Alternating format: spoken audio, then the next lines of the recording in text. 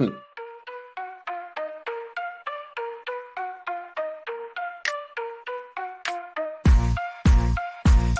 the dial, turn it loud. Miami's pride, make us proud. James Ward crew, you hear the crowd. Hurricanes ain't backing down. Every play, every score. Raising bets and raising roar. Rocking orange, green galore. All for one and one for four. We got FTSN, taking names, winning again. Podcast fam, till the end. Tune in, now let's begin.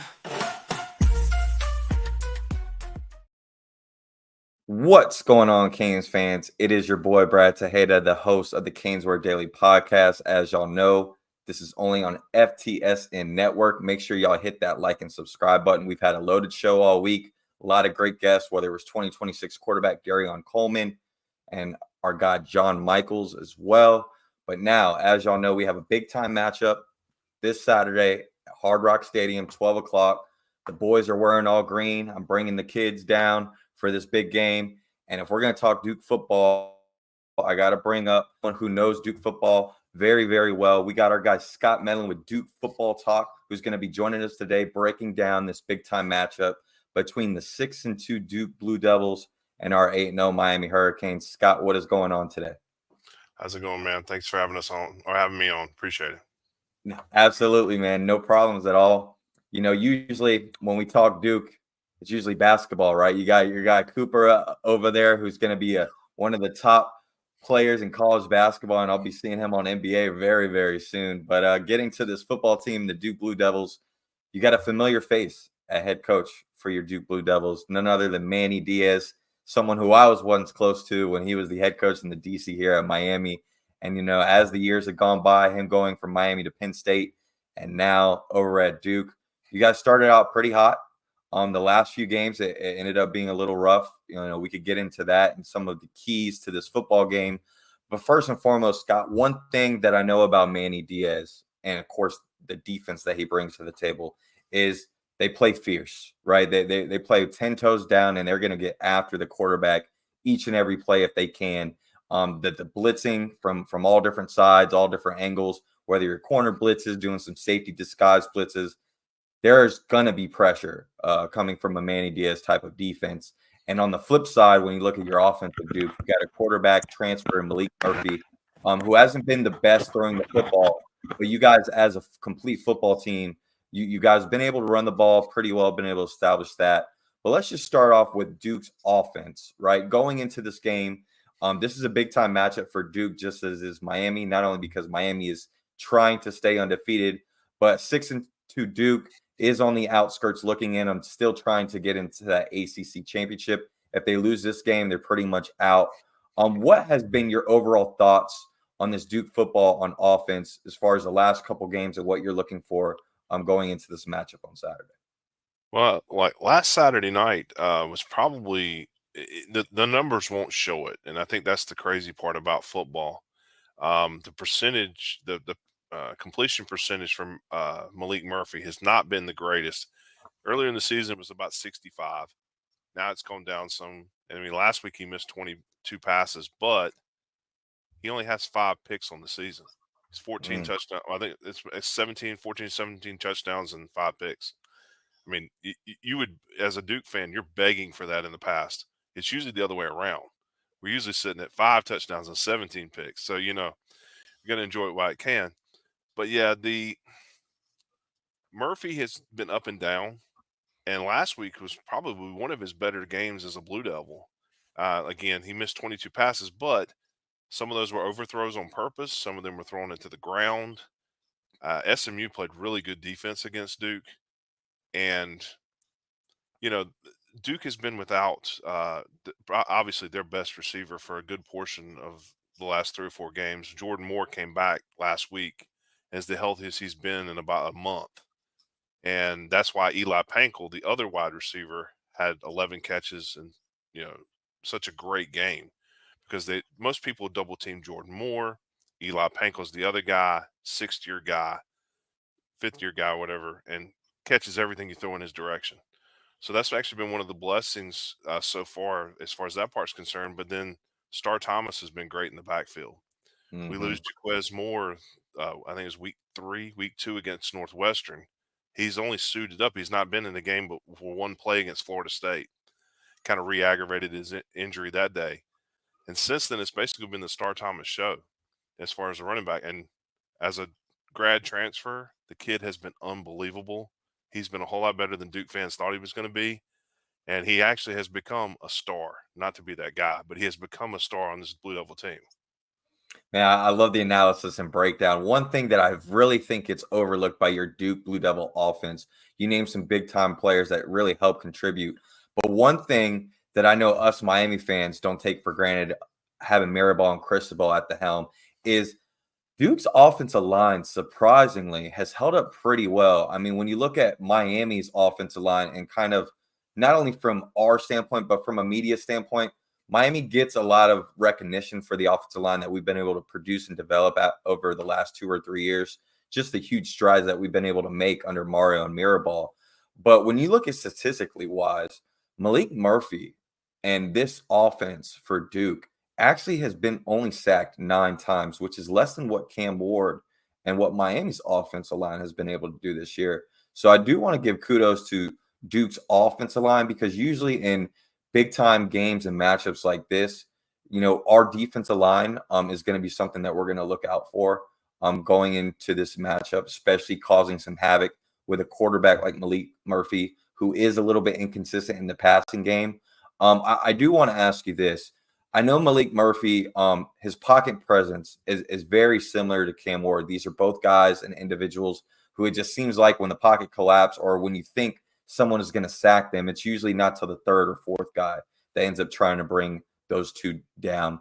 When you look at Miami's defense the last few weeks, we've really been struggling against mobile quarterbacks, whether it's Byron Brown at South Florida, Kyron Jones at Virginia Tech, and then even a guy like Luke at Florida State, who's not necessarily a mobile quarterback.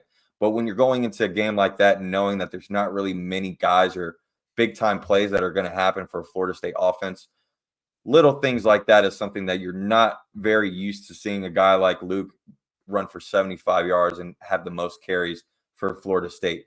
On the flip side, when you look at Duke Blue Devils, they have some rushing attack. You mentioned Star Thomas, but Malik Murphy is also a guy that's capable of running the football.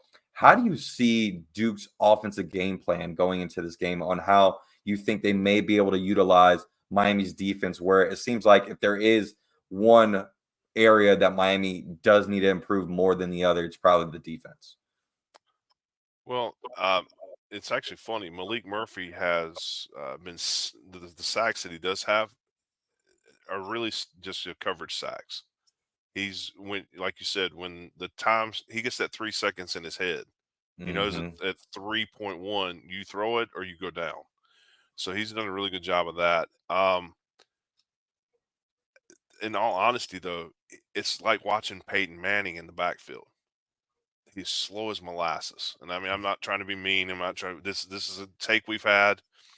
Guy's got a cannon for an arm, but he is not one to run. If we could get him to do what Cam Ward does as far as running, Duke would be great.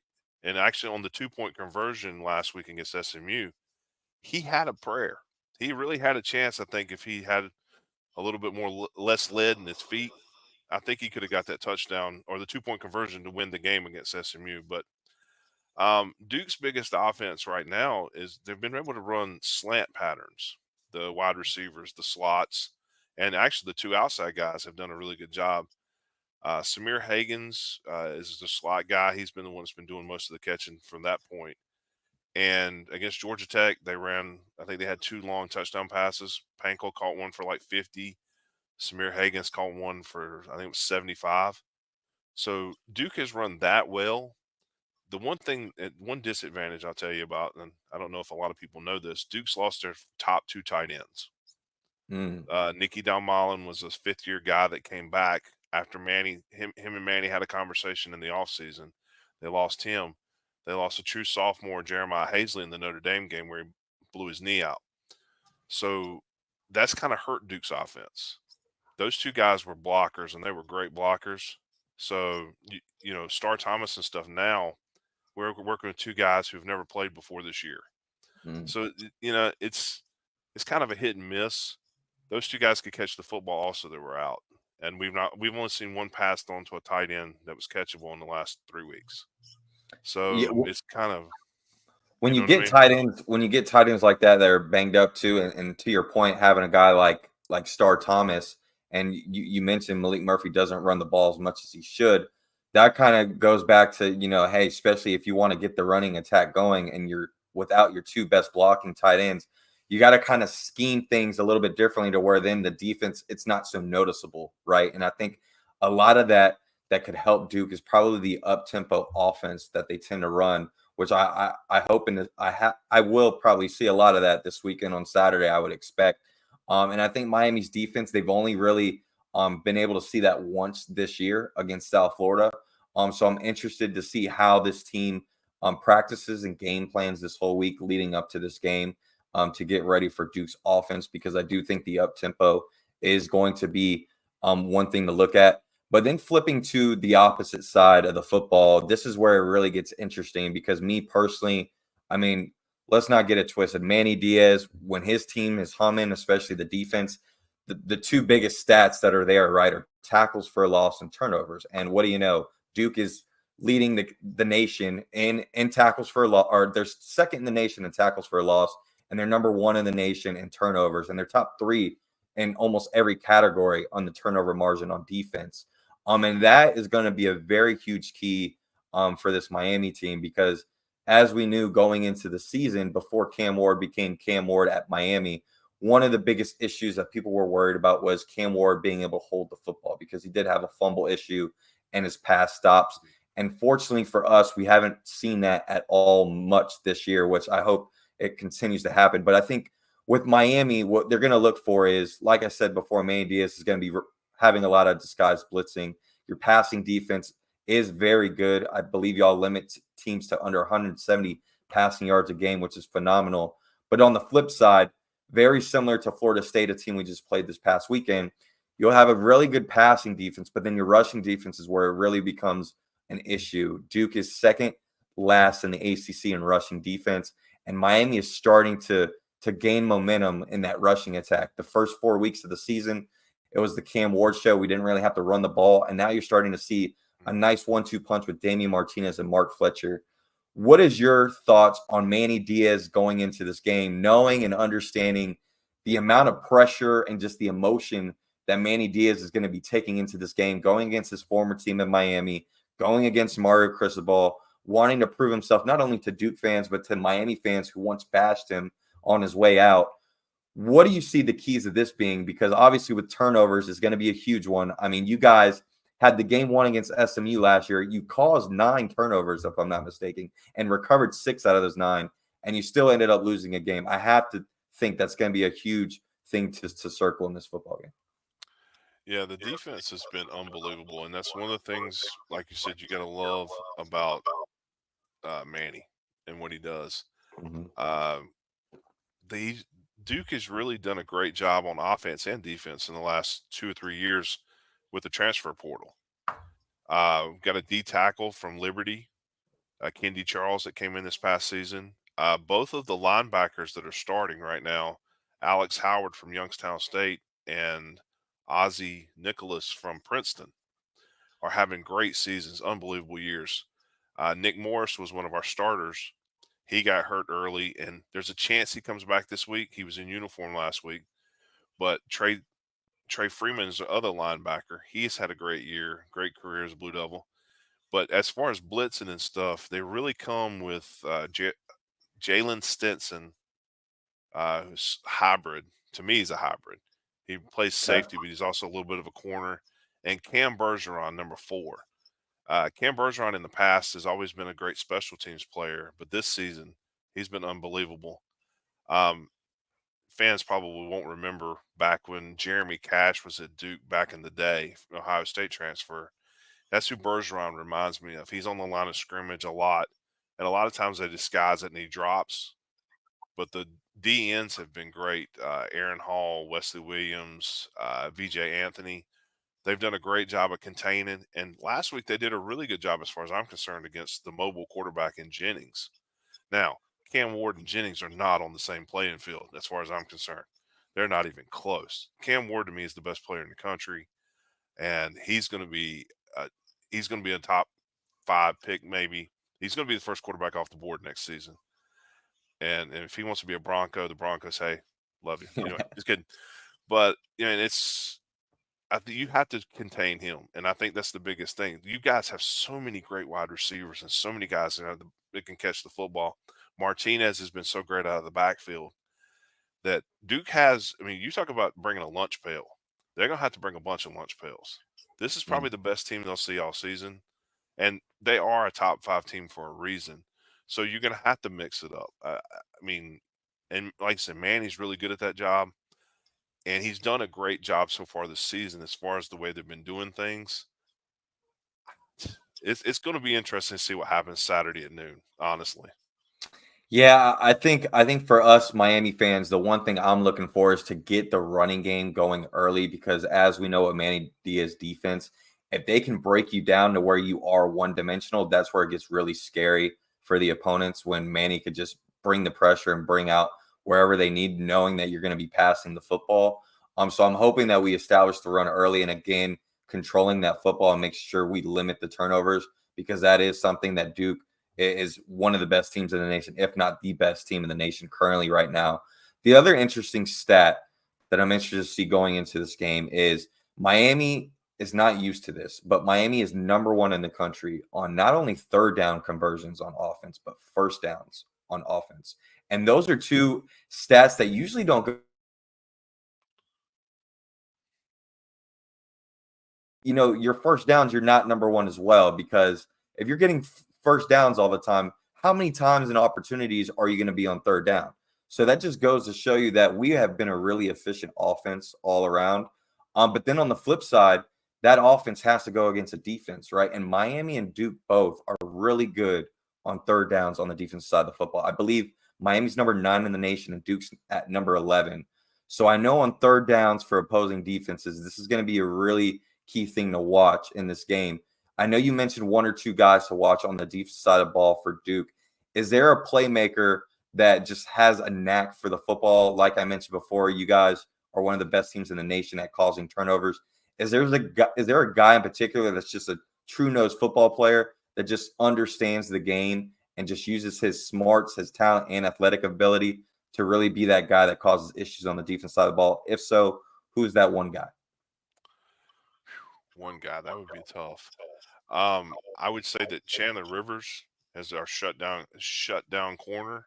Okay. He's had a great season. This is his 3rd year in the program. He had a pick 6 against Florida State. That I would say that on the outside, and then on the inside, I, Wesley Williams to me at the DN.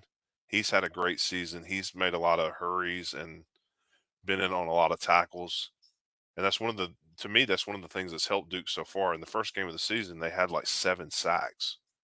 I mean, it's been phenomenal to see how many times they've actually hit a quarterback and taken them down. Years past, again, we would have begged for this. This, to me, in my opinion, is the best, and I think I can go out on a limb saying this, and the other guys on the podcast with us would agree. This is one of the best Duke defenses we've ever seen, top to bottom.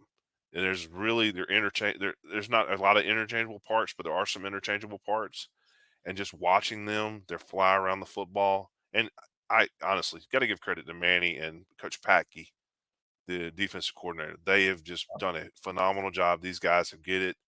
And it's funny too, and as a Duke fan, there are local guys. There are Durham guys that are Mhm. actually doing a great job. Aaron Hall, Trey Freeman. That's not something we've seen in the past. So it's good to see some homegrown talent. They get that over there at Chapel Hill College, but over here we hardly ever get local guys homegrown. So it's been great to see these local homegrown guys, and VJ Anthony is another local guy too. So it's good to see what's going on, and I'm enjoying watching Manny on the sideline because my man is cool as a cucumber. It's like he never changes. He stays the same with now, a little bit different. And for a Duke fan, as far as that's concerned, we've had the Mike Elko, Mhm. and that was different. He was fiery. He was all over the place. Manny's been calm, cool, collective.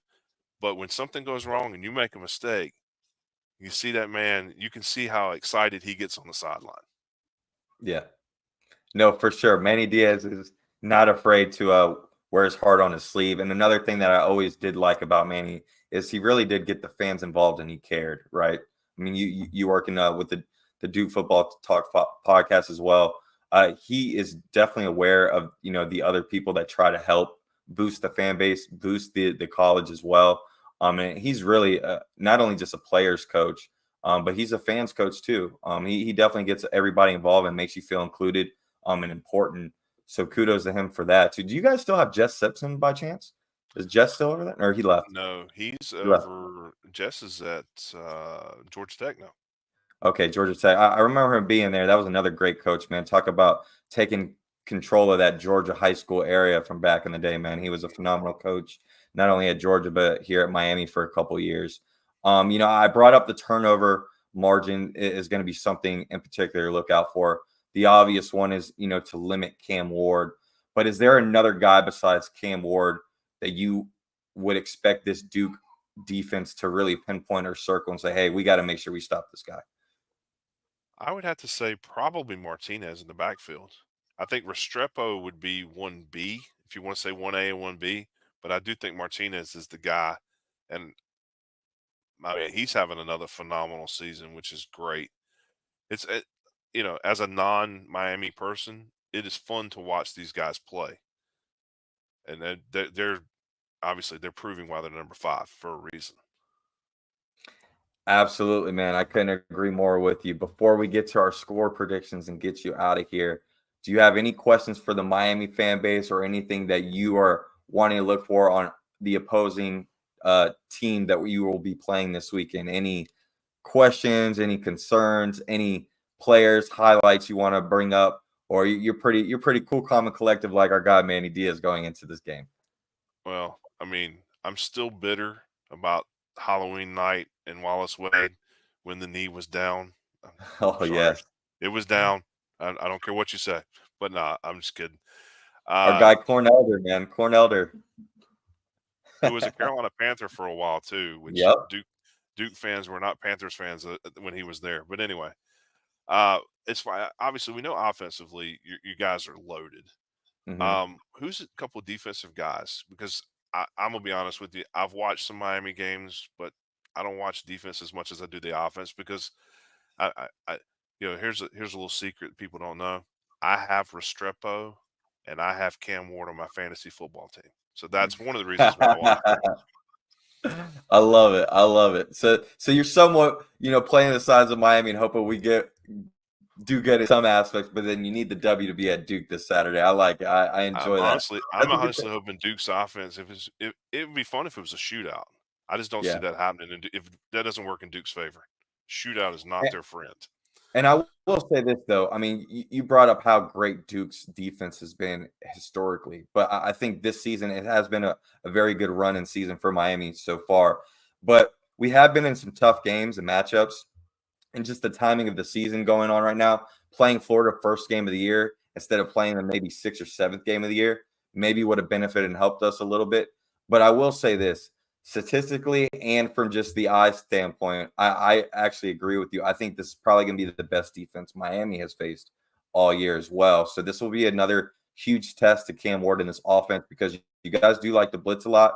But one thing I do know about Cam Ward is he loves when people blitz. He knows where that blitz is coming from and knows how to attack it very quickly. And with the different arm angles that he's able to bring to the table as well, it really helps.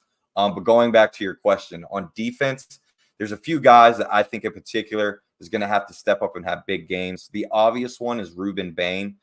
He's a guy that got banged up first play of the game against Florida, was held out for 3 or 4 weeks, and is slowly starting to get back in the mix of being the Ruben Bain we all remember him being last year as a true freshman All-American. But there's some other guys on that defensive line front that have had a really good job at getting home to the quarterback, but not closing the door. And what I mean by that is we create a lot of quarterback pressures, but we just haven't had that knack of actually getting the sacks compared to what Duke has been able to do. And two of those guys that really have a knack for that is Tyler Barron, transfer from Tennessee, and Simeon Barrow, transfer from Michigan State. those two guys in particular have really taken on the challenge of being the two guys that have been consistent throughout this football season without Ruben Bain and with some of our linebackers not stepping up week in and week out. Those are the two guys that I would circle for Duke, especially Duke having a pretty decent offensive line, being able to protect a guy like Murphy who only has 9 sacks right now. We have got to win the sack column and we have to win the turnover column. I think those are two very key columns that Miami's going to have to make sure we get if we want to not only win this game, but win by a decent margin like we're all hoping, because this is definitely going to be a defensive type of performance that if Duke wants to win this game or have a close game, the turnovers and getting a couple touchdowns on the defense side of the ball, or at least getting them in close red zone and flipping field, is definitely going to be the key for Duke in this game. And I think other than that, secondary wise, I think that's really where Duke is probably going to have to utilize and get some points. Our secondary has been a little suspect and non-existent at times. I think the most consistent guys right now have probably been Daryl Porter Jr., who's a senior, transfer from West Virginia a couple of years ago.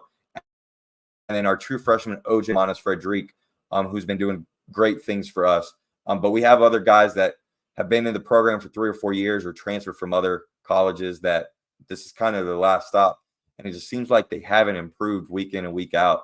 So I think if Duke does want to stay in this football game, Malik Murphy, to your point, is going to have to get accurate with the football and make some high end completions throughout the football game.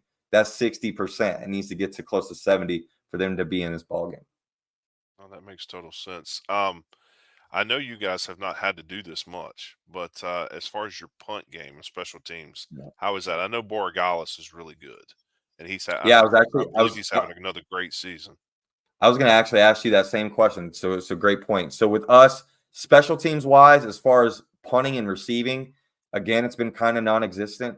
We haven't really had too many opportunities and long kick-off returns, but we have been securing the ball, which is something that we like to see because in years past, especially in big-time games, we turn the ball over a lot when we're about to get a punt or a kickoff. And against a team like Duke, the turnovers is going to be key, like we said, right? But kicking wise, Andy Borregales, one of the best kickers in the nation, been very consistent. And punting wise, I think we've only punt like 5 or 6 times all year. And we have a phenomenal punter as well. So I like where we're at with that. With Duke, though, with the offensive struggles at time, not being able to move the ball from the passing standpoint and really being able to rely on the run, I would assume that there's a lot of opportunities that you might be within the opponent's 40 or pushing that outside 30 to where those third and shorts, those fourth and shorts, looking at your kicking game where it's been really abysmal this year, where has the game plan and maybe the play calling been for Duke when you're in those situations, knowing that you have a kicking game that hasn't really been consistent this year? Well, punting wise for Duke, Cade Reynoldson's been great. I think he leads 2 weeks ago at least. He led the country in downs inside the 15-yard line. So he's done a great job, and he flips the field very well. As far as the kicker Todd Polino, up until last week, it's been a rough. He's had a pretty decent season. Last week was rough. The first extra point he missed, the laces were out. Dan, if you've ever heard that line before, from yeah, and then Oh, the last field goal that got blocked that would have been the walk off. The guy jumped over the defensive line, and neither one of the offensive linemen moved. He literally hurdled over 2 6'5" guys that were down in the crouch yep. and Ex never Miami moved. Hurricane, Had they Jafari hit Harvey. him, they touch him. It's a different ball game. We get 15 yards. But anyway, that's neither here nor there. But Manny's done a lot of crazy things as far as I think, going for it on 4th down in situations where it's 4th and 5 at about the 40-yard line. Duke's 4th down offense is not great at 5 and area. 2 or 3, not too bad, but they've definitely struggled on that. And then on our punt return, true freshman, he's made some mistakes of catching the ball inside the 10-yard line a lot. So that's kind of Mhm. something he's going to have to grow out of. But other than that, when he does catch the football, he's quick as lightning. And he's really a lot of fun when he does catch the ball. He had a long touchdown reception last week against SMU. So Oh, well, that's a guy that we're definitely have to pinpoint because, as we know, with Colin Lacey a couple of weeks ago against Louisville, we couldn't contain him, and of course, he's not even on the team anymore. So, you brought up a lot of great points, a lot of great players for Duke that Miami's going to have to watch, and for all of our Miami Hurricane fans and Duke Blue Devil fans that are tuned in and watching, I want to make sure, Scott, you plug in your info where all of the fans can find y'all's amazing work. So, before I let you go ahead and do that, and then we'll get to our score predictions. Oh, you're on mute.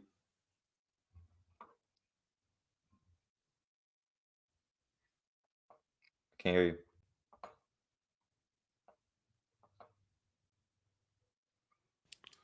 All right, there we go. Sorry. There you go. No, you're good. Yeah, self-inflicted wound there, hitting the button I wasn't supposed to hit. Yeah. So we're at DukeFootballTalk.com. Is our website on Twitter or X now. Sorry, Duke FB Talk. Our Instagram's the same, and then we have DukeFootball.com on Facebook. It's our area we've done a great job with a lot of the fans and got a lot of more fans involved with. So that's one of the things we've been doing well with over the last couple of years once we started it. So trying to do the best we can to get Duke football out there. It's actually funny. Before we started, there was only one other podcast that had Duke football, and that was the university one. So now Oh, that we've wow. done it, there's been some more people to get involved and start doing some different things. So trying to be a trailblazer, I guess is the word, is what we've been trying to do here for Duke football. And we got, as much as Duke fans don't want to admit it, thank you, Mike Elko, because he was the one that opened the door for us, and now we're in. We're trying to kick that door down every chance we can. Hey, if there's a way to kick it down, it would be this weekend at Hard Rock Stadium. If Manny Diaz can find a way to upset the magical season and run that our Miami Hurricanes are having, and upsets Miami, not only giving us our first L, but against Mario Cristobal, I know that would be huge and monumental for that man. But knowing who Mario Cristobal is on and off the football field, he is definitely going into this game with the same intensity as if he was playing Florida State or Florida. There's not too much respect between the two of those guys, at least on Mario's end, especially where this program was just 4 or 5 years ago. So I expect for Miami to try to punch Duke in the mouth from the first quarter all the way to the clock hits zero in the fourth. But let's get to the final score predictions. What is your final score for this Duke Miami game, 12 o'clock Eastern, Saturday at the Hard Rock? Well, it's obviously going to be a homer pick, and I can't pick against my guys. I do think if Miami gets up early, maybe a Yeah. touchdown or two. I mean, this team has not done it yet, but it's going to be a different environment, I think, so far. But I picked 26-24. I don't. I'm hoping that Duke has the lead and Miami scores a late touchdown to make it 26-24. But that's what I went with. Again, I'm trying to be a homer about everything. I really think Miami's going to win, though, at the end of the day. I think it could easily be like a 31-17 type thing. But I got to pick my guys, 26-24. Hey, man, nothing wrong with that. I got 38-17 Miami. And before I let you go, I mean, obviously, I'm sure you follow a lot of Duke from back in the day. You guys had two pretty stud wide receivers that came from Miami Gulliver, and Connor Vernon and Donovan Varner from back in the day. And my boy Donovan Varner, who I grew up playing football with, my dad had the opportunity to coach, which was one of the best returners and wide receivers at Duke. He's actually the wide receivers coach at the University of Miami. So I know this will be one for him that he's going into this game with a lot to prove as well, because this is his alma mater, and obviously going to Duke. So I know him and a few others are definitely going to want to make sure they get this W, not just Mario in the game. But shout out to Coach Varner. I'm sure he's watching or be tuned in. But Scott, thank you so much. Time out of your busy schedule to chop it up with us and talk about this Miami and Duke matchup, man. We'll see you on the flip side. And if you ever want to talk Miami and Duke football or basketball season is right around the corner. I believe exhibition game starts Thursday night. So I want to see how this Duke and Miami matchup ends up being, not only in football, but, obviously ACC basketball is always fun to watch between the two. Yeah, I appreciate you having me on. And we struggle for some reason. We have a hard time when this is up against us in basketball. I don't Yep. understand it, but every time we play y'all, we see that, and it becomes an issue. So hopefully, our guys Cooper Flag and Knipple will have a great season. We'll see. Yeah, Cooper Flag, that young man is different. I'm not even a Duke fan, and I'm going to be excited to watch him play some basketball. But hey, kudos to you. The way you threw up that you throw up the U better than half the Miami Hurricane fan base, man. So hey, if we end up getting the win and your fantasy football team ends up giving you the trophy, you might have to convert, man. I can't see that happening. No offense to the Miami fan base, but yeah, I enjoy, like I say, I enjoy watching them. And you know, this is not a shot, but after this week, I hope you guys have a great rest of the season and have a chance to win the national title. As long as you take the one Hey, L man. this week, I'm a happy camper. But we'll see what happens. I don't think it's going to happen, but it sounds good. Hey, absolutely, man. Thank you as always again, Scott Medlin of the Duke College Football Talk. It's your boy Brad Tejeda, Canes Wear Daily Podcast. Make sure y'all hit that like and subscribe button, and go Canes.